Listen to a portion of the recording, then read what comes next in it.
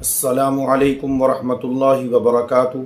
नाजरीन, मैं हूं आबिद रहमान, आप देख रहे हैं यूट्यूब चैनल। आज मैं आप लोगों को वुसअत रिज़्क़ के बारे में एक और वजीफ़ा बताऊंगा।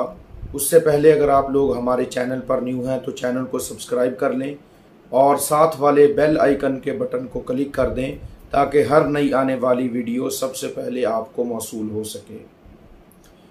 देखें, नबी पाक सल्लल्लाहु अलैहि वसल्लम ने इरशाद फरमाया कि जो बंदा अपने माल के अंदर, अपने कारोबार के अंदर वसअत चाहता हो और फराखी चाहता हो कि मेरा माल बढ़ जाए, मेरा कारोबार बढ़ जाए, मेरे घर के अंदर बरकत हो, फरमाया उसको चाहिए कि वो सदका किया करे। सदका क्या है? सदका ये है कि अल्लाह की रज़ा के लिए अपने माल को किसी गरीब पर, नादार पर, किसी यतीम पर, किसी बेवा पर ख़र्च कर देना या किसी भी मजबूर बंदे की ज़रूरत को पूरा कर देना। फरमाया सबसे बेहतरीन सदका ये है कि तुम अपने रिश्तेदार को सदका दो। अगर तुम्हारा रिश्तेदार गरीब है, तंगदस्त है, फरमाया उसको सदका दो। और फरमाया उससे भी बेहतर सदका वो है कि अपने उस रिश्तेदार को सदका देना जो तुमसे नाराज़ है, यानी उसकी ज़रूरत उस वक़्त पूरी कर देना जिस वक़्त वो तुमसे नाराज़ है, तुमसे राज़ी नहीं है।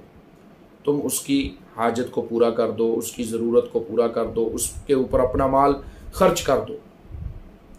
फरमाया इसके अंदर तुम्हारा नफ्स शामिल नहीं होगा, इसके अंदर तुम्हारी अना ख़त्म हो जाएगी, तकब्बुर ख़त्म हो जाएगा और खालिसतन ये चीज़ अल्लाह की रज़ा के लिए होगी। तो ये सबसे बेहतरीन सदका है, रिश्तेदार पर ख़र्च करना। और फिर अगर वो नाराज़ है, फरमाया उस पर ख़र्च करो, उसकी ज़रूरत को पूरा करो, तो अल्लाह तुम्हें इसका ज़रूर बदला अता फ़रमाएंगे। और इसी तरीके से फरमाया कि तुम किसी गरीब आदमी को, मजबूर बंदे को अच्छे तरीके से हुस्ने सलूक से पेश आओ।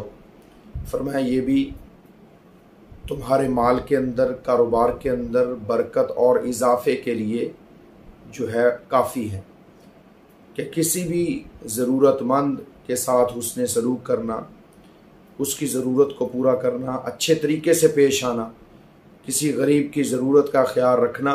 फरमाया ये तुम्हारे कारोबार को ये चीज़ बढ़ा देगी, तुम्हें कारोबार के अंदर आगे ले जाएगी।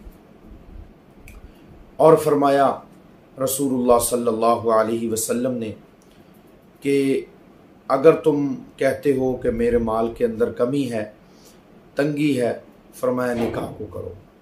निकाह करने से तुम्हारा माल बढ़ जाएगा। लोग कहते हैं कि बच्चा पाँव पर खड़ा हो जाए तो फिर इसकी शादी होगी। नहीं, मेरे आका सल्लल्लाहु अलैहि वसल्लम ने फरमाया कि शादी होगी तो हम उसको पाँव पर खड़ा करेंगे। अल्लाह की तरफ से वादा है कि जो आएगी वो अपना रिज़्क़ साथ लेकर आएगी। तो इसलिए फरमाया कि निकाह को करो ताकि तुम्हारे माल के अंदर, कारोबार के अंदर बरकत दी जाए। और इसी तरीके से रसूलुल्लाह सल्लल्लाहु अलैहि वसल्लम ने इरशाद फरमाया, जो बंदा ये चाहता हो कि मेरा माल बढ़ जाए, मेरी उम्र के अंदर बरकत हो, मेरी उम्र ज़्यादा हो, मेरे कारोबार के अंदर बरकत हो, मेरे माल के अंदर इजाफ़ा हो जाए, फरमाया वो रिश्तेदारों के साथ सिला रहमी किया करे।